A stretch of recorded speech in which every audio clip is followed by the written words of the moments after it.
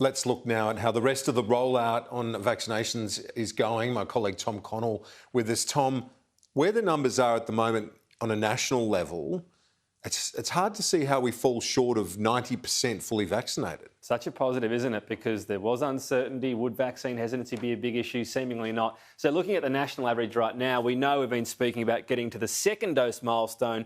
That's double dosed 70%. Look at the growth there, 5.3%. So encouraging that 80% could only be a couple of weeks away. But you mentioned first dose, up 2.2. That's the encouraging part. It's not dropping below 1 when you get very slow growth. 85.8. You'd back Australia to be pretty soon at 90%. First dose, and then you add a few weeks and get to the second. Being driven by, of course, the states and territories that have been in lockdown. Let's look at first doses for the best indicator of where we get to. ACT, 98.3. It's finally slowed down. It was going at 3% only a week ago.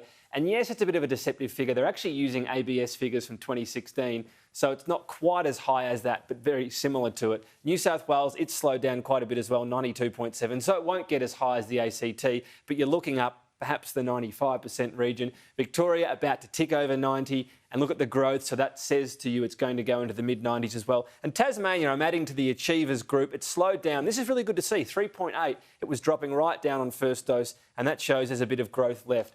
Where we're not going so fast, there's some of the other states and territories that have had a lot of freedom. This is what's encouraging, actually, Kieran, because the NT we highlighted was only growing at 1% a couple of weeks ago. It's back up to about 3%. So looking good to get back up to 80 soon enough. Queensland, WA, South Australia, all growing in that 2 to 3 range, all ticking along towards 80. So NT was the concern, not so much anymore, but we do know there's sort of pockets of various communities, including Indigenous communities, they want to get to. Now, no total lockdowns in the country as of a couple of hours, but it's lockouts between states, isn't it? What are we looking at in terms of key timelines on that front? So now we can see two things. The 80% predicted double dose timelines and when these states are actually going to put down their borders. So Tasmania, November 7 is when we think they'll get to 80%. No dates at the moment. The Premier is speaking on that tomorrow. We'll find out. South Australia, December 1 is when we think they'll get to that same level.